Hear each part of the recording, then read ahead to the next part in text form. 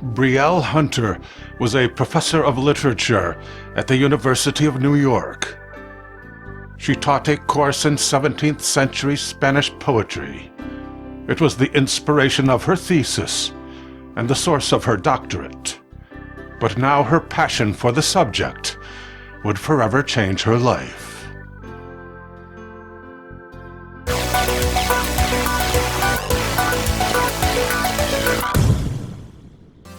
Dr. Hunter was obsessed with the poet Clarinda.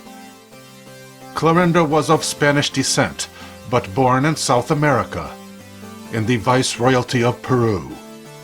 400 years ago, female writers were not tolerated in Spain, but restrictions were looser in the colonies, and Clarinda had even been published. Her only known work, The Discourse in Praise, appeared in publication in 1608. Naturally, Brielle wanted to visit Peru, to search the state archives in pursuit of undiscovered works by Clarinda. She was accompanied by her girlfriend, Ramona Hedges. While they were on vacation in Peru, it was Ramona's idea to visit the mysterious stone forest of Markawasi. Markawasi is located east of Lima, on a plateau in the mountains of the Andes. It is a forest of stone pillars, hundreds of granite monuments of curious forms, resembling animal shapes and human faces. Perhaps the fixed rock formations were the natural result of erosion. Others argue they are sculptures carved by an ancient people. On the same plain, a few pre-Columbian huts, built of stone and centuries old, are still standing. The light of day was fading when the sound of music drifted across the plateau in bits and pieces. Ramona suggested they should investigate, even if they had to use flashlights.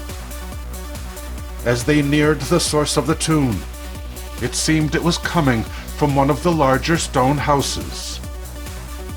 The cabin's open doorway was filled with flickering light, as if illuminated by torches from within. They heard voices and laughter from inside the structure, but they had no desire to intrude, and they decided to turn back. Then another tune took the place of the first, and Brielle recognized the music. It was La Marcha Real, the Royal March, which was the anthem of the Viceroyalty of Peru in the 17th century. The doctor now found it impossible to resist the urge to crash the party. She advanced upon the open doorway, peering inside. The celebrants were all men, it seemed, in various stages of 17th century undress. Some were still wearing formal white collars with frills, which was most recently in fashion 400 years ago among the aristocracy of Spain. Some were dancing together as if tipsy. They were drinking from wooden beakers inlaid with native art, which the professor immediately recognized as a cup used by the Inca people of that era. This was proof of the synthesis, she realized, between the cultures of the Spanish and the Incas. The early colonists drank from native mugs. One of the men was reaching out his hand, beckoning to Brielle to come in from the cold. They wanted her to join the party.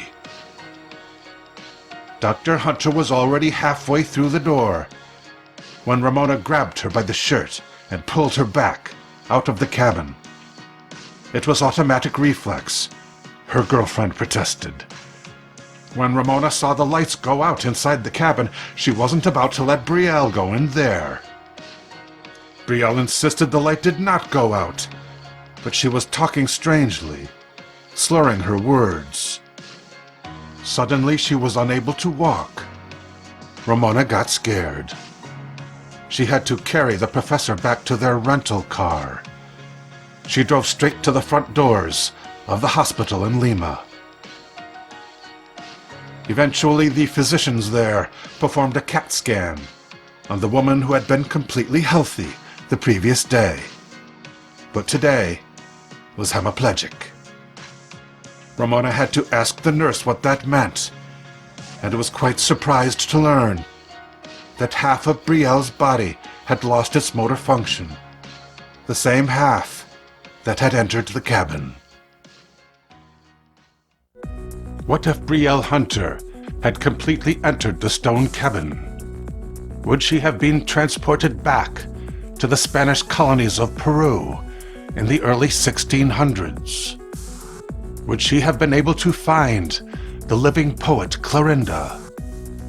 At least the professor is at peace with her handicap. She cannot find any reason to regret the gift she was given when she beheld those vital images from the past.